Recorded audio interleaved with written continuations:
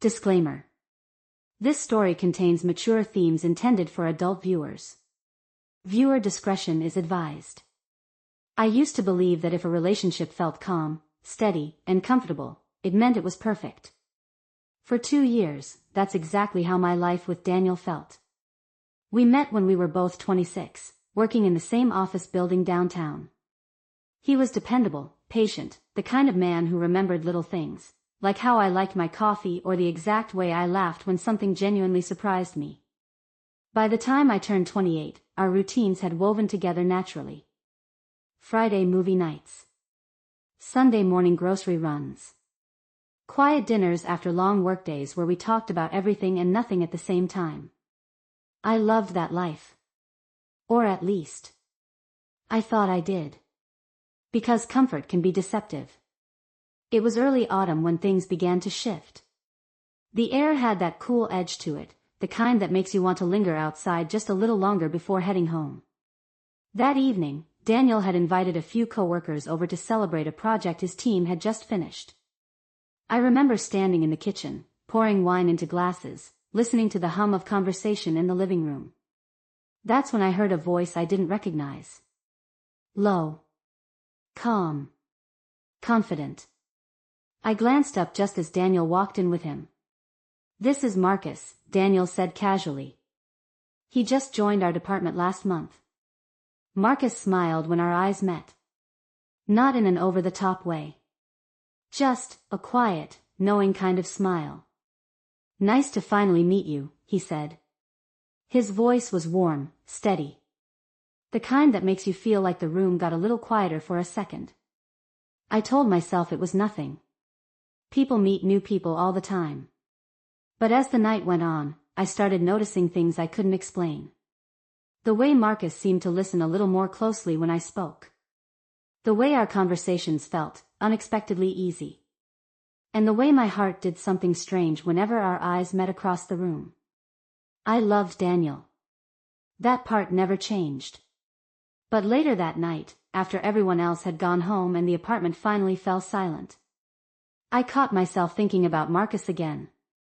And the worst part? I realized something had already begun to change inside me. I just didn't know how far it would go. The next morning, life looked exactly the same. Daniel left for work early like he always did, kissing my forehead while I was still half asleep. The smell of his coffee drifted through the apartment as he rushed out the door. "Don't forget dinner with my parents on Saturday," he reminded me. "I won't," I murmured, still curled under the blanket. Normal. Stable. Predictable. But something about the quiet apartment felt different. I told myself it was just because we'd had people over the night before. The dishes in the sink. The faint echo of laughter still lingering in my mind. Still. Marcus's voice kept replaying in my head. Not in an obvious way. Just small moments. The way he leaned against the kitchen counter while we talked about music. The way he asked questions that actually made me think. It had been a long time since a conversation felt like that. Daniel and I were comfortable. We knew each other so well that most conversations ended before they really started. Marcus felt new. I tried to ignore the thought. But ignoring it got harder 2 days later. Daniel texted me in the afternoon. "Hey, I'm stuck late at work. Marcus offered to drop off those documents I left at home. Hope that's okay." My stomach tightened a little when I read the message. Before I could overthink it, there was a knock on the door. When I opened it, Marcus stood there holding a slim folder, dressed casually in a dark jacket and jeans. The cool evening air followed him into the hallway. "Delivery service," he said with a half smile. I laughed softly, stepping aside to let him in. Daniel really couldn't escape the office? "Not today," Marcus said. Deadlines. For a moment we just stood there in the quiet apartment. It felt different than the party night. Quieter. More personal. I walked into the kitchen and reached for 2 glasses. "Wine?" I asked casually. Marcus hesitated for a second, then nodded. "Sure." We sat at the small table near the window. The city lights outside flickered softly against the glass. At first, the conversation was simple: work, music, random stories about growing up in different cities. But slowly, it shifted. Marcus asked questions Daniel hadn't asked me in years. About my photography hobby. About the places I wanted to travel. About the version of my life I once imagined for myself. I didn't realize how much I missed talking about those things until the words started pouring out. At one point, I laughed at something he said, and when I looked up, he was already looking at me. Not casually. Really looking.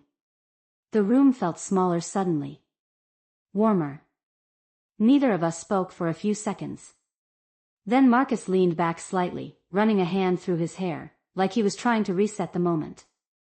"I should probably get going," he said quietly. But when he stood up and walked toward the door, he paused. His hand rested on the doorknob. And then he turned back to look at me again. Like he was about to say something he probably shouldn't. The next few weeks should have felt normal. Daniel and I fell back into our familiar rhythm: early mornings, shared coffee, late dinners after work. From the outside, nothing had changed. If someone looked at us, they would have seen the same stable couple we had always been. But something inside me had shifted. And I couldn't pretend I didn't feel it anymore. Marcus started appearing more often after that first night. At first it was small things: Daniel mentioning his name in conversation. Marcus helped finish the client presentation, Daniel would say casually while we ate dinner. Marcus is actually pretty good with marketing strategy. Eventually, Marcus started coming over with Daniel after work sometimes. Just a drink. Just conversation. Nothing unusual. At least that's what I kept telling myself. The three of us would sit in the living room, the city lights glowing softly through the windows. Daniel usually talked about work, half relaxed on the couch. Marcus listened more than he spoke, his attention drifting between Daniel and me. And somehow, our conversations kept happening. Not intentionally. But whenever Daniel got up to grab another drink or answer a message, Marcus and I would fall into these quiet, easy exchanges. "What do you actually enjoy doing outside of work?" he asked me one night, leaning back slightly in his chair. It was such a simple question. But something about the way he asked it felt personal. I shrugged softly. Honestly, I like quiet things. Reading. Long walks. Anything that slows life down a little. Marcus nodded slowly, studying me like he was actually hearing every word. "That makes sense," he said. "Why?" He smiled faintly. "You seem like someone who notices things other people miss." The comment lingered longer than it should have. Later that evening, Daniel got pulled into a long phone call with a client and stepped out onto the balcony. The apartment suddenly felt quieter. Marcus stood near the kitchen counter, finishing his drink. For a moment, neither of us said anything. Then he looked at me again. "Can I ask you something?" he said quietly. "Sure." He hesitated, just long enough to make my heart start beating faster. "Are you actually happy?" The question hit me harder than I expected. Of course I was happy. Daniel was good to me. Our life was stable. Safe. But standing there in the soft kitchen light, Marcus watching me carefully, the answer didn't come as easily as it should have. "I think so," I said slowly. Marcus didn't respond right away. He just held my gaze for a second longer than normal. And somehow, in that quiet moment between us, it felt like we were standing dangerously close to a line neither of us had crossed yet. But something told me. We were getting closer. The question Marcus asked that night didn't disappear. It stayed with me. Days passed, but every time Daniel and I sat across from each other at dinner, I found myself replaying that moment in the kitchen. The way Marcus had looked at me. The way he had asked, "Are you actually happy?" Like the answer really mattered. And the worst part? I wasn't sure anymore. Daniel hadn't changed. He was still kind, still dependable, still the man who had built this quiet life with me. But something about everything suddenly felt routine. Like we were moving through the same motions every day without noticing. Marcus, on the other hand, felt like a spark in a room I didn't realize had gone dim. A week later, Daniel invited him over again after work. "Just for a drink," he said. I tried to act normal when Marcus walked into the apartment. But my body noticed him before my mind could stop it. The familiar calm confidence in the way he moved. The quiet way his eyes scanned the room before settling on me. "Hey," he said softly. "Hi," I replied, hoping my voice sounded steady. For most of the evening, Daniel did most of the talking. He was excited about a new project and couldn't stop explaining it. Marcus listened patiently, occasionally adding a comment. But every now and then, I caught Marcus looking at me. Not long. Just quick moments. But enough to make my chest tighten. Later that night, Daniel stepped out again to take a work call. It had become such a normal thing that neither of us reacted. Except this time, the silence between Marcus and me felt heavier. He stood near the kitchen island while I rinsed 2 glasses in the sink. "You've been quiet tonight," he said. I dried my hands slowly. "Just tired." Marcus tilted his head slightly, studying me. "I don't think that's it." The honesty in his voice made it harder to pretend. I leaned against the counter, exhaling softly. "You ask a lot of dangerous questions." He smiled faintly at that. "Only when the answers seem important." For a moment we just stood there again, the warm kitchen light casting soft shadows across the room. I could hear Daniel's voice faintly through the balcony door. Marcus stepped a little closer. Not enough to touch. But close enough that I could feel the quiet shift in the air between us. My heart started beating faster. "Marcus," I said quietly, unsure what I was even trying to say. His voice dropped slightly when he answered. "Yeah?" Another step closer. Now the distance between us was barely anything at all. My mind screamed that this was a line we shouldn't cross. But my body didn't move. Marcus's eyes held mine for a long second, like he was waiting for something. Or maybe asking for permission without saying the words. And just as the silence between us grew almost unbearable, the balcony door slid open behind us. The balcony door sliding open should have broken the moment. And in a way, it did. Daniel stepped back inside, still finishing his phone call, completely unaware of the tension that had been building in the kitchen seconds earlier. I immediately stepped away from the counter, reaching for one of the glasses as if I had just been cleaning. Marcus moved too, casually leaning back against the island like nothing unusual had happened. But the air between us hadn't reset. If anything, it felt heavier now. Daniel finally ended his call and sighed, running a hand through his hair. "Sorry about that. Clients don't understand the concept of late hours." Marcus chuckled lightly. "Part of the job." I forced a small smile, but my mind was still racing. That moment before the door opened replayed over and over again. The way Marcus had stepped closer. The way neither of us had moved away. Later that night, after Marcus left and Daniel had fallen asleep beside me, I stared at the ceiling for what felt like hours. My thoughts refused to settle. Marcus wasn't supposed to matter this much. But he did. And that realization scared me more than anything. The next twist came 2 days later. I was at a small cafe downtown during my lunch break, editing photos on my laptop, something I rarely made time for anymore. Photography had always been my escape, a hobby I loved before life became so routine. "Didn't know you worked around here." The voice pulled me out of my concentration instantly. I looked up. Marcus stood beside the table, holding a coffee cup, looking just as surprised to see me. For a second, neither of us moved. Then he smiled. "Mind if I sit?" I should have said no. Instead, I nodded. We started talking like we always did, easily, naturally. About work, about the city, about random things that somehow felt important when we discussed them. But this time there was something else beneath the surface. Something unspoken. At one point Marcus glanced at the photos on my laptop screen. "You took these?" he asked. "Yeah." He studied the images carefully, sunset shots, street portraits, quiet moments from the city. "These are really good," he said. The sincerity in his voice caught me off guard. "You ever think about doing this seriously?" I laughed softly. "That was the dream once." "What stopped you?" I hesitated. "Life. Responsibilities. Comfort." Marcus leaned forward slightly, lowering his voice. "You don't seem like someone who's meant to stay comfortable forever." The words lingered between us.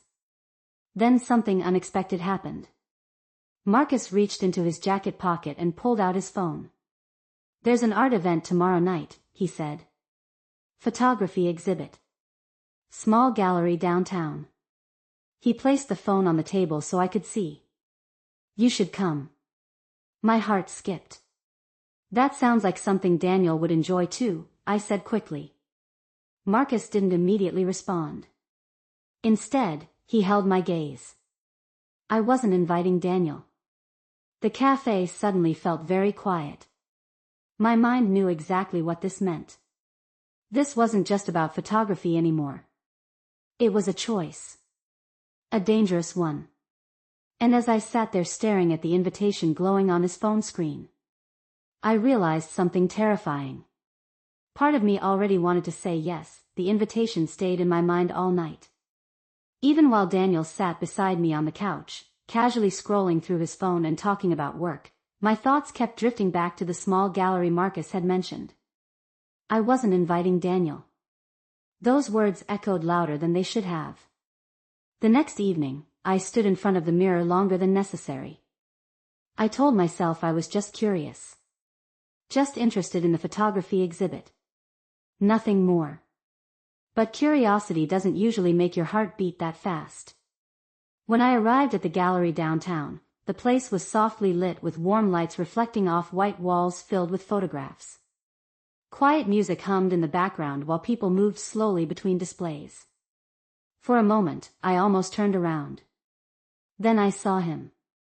Marcus stood near one of the photo walls, hands in his pockets, studying a black and white city portrait. When he noticed me, his expression shifted, part surprise, part something deeper. "You came," he said quietly. "I told myself it was for the photos," I admitted. He smiled faintly. "And is it?" We walked through the gallery together, stopping at different images, talking about light, composition, and stories behind the photographs. It felt natural, easy, the way our conversations always did. But the tension between us had grown stronger. At one point we stopped in front of a large photograph of a city street at sunset. The warm colors reflected softly across the room. Marcus turned toward me. "You know," he said softly, "I think you're the kind of person who's always meant for more than the life you settled into." My chest tightened. "And what if I'm happy with my life?" I asked. Marcus studied my face for a moment. "Are you?" he asked again. The same dangerous question. But this time, I knew the answer. I took a slow breath. "I love Daniel," I said quietly. Marcus didn't react right away. He just nodded slowly, like he had expected that answer all along. "And I almost crossed a line tonight," I continued. "But almost is still a choice." For the first time since we met, Marcus looked genuinely thoughtful. Then he smiled gently. "I respect that." Relief washed over me, mixed with something bittersweet. But just as the tension finally seemed to settle, Marcus glanced toward the gallery entrance. "Speaking of Daniel," he said calmly. Confused, I followed his gaze. And my heart nearly stopped. Standing near the door, quietly looking around the room, was Daniel. The moment I saw Daniel standing at the entrance of the gallery, my heart dropped.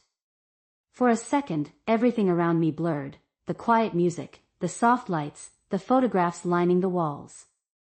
All I could focus on was him. Marcus noticed the tension in my expression and stepped slightly back, giving me space.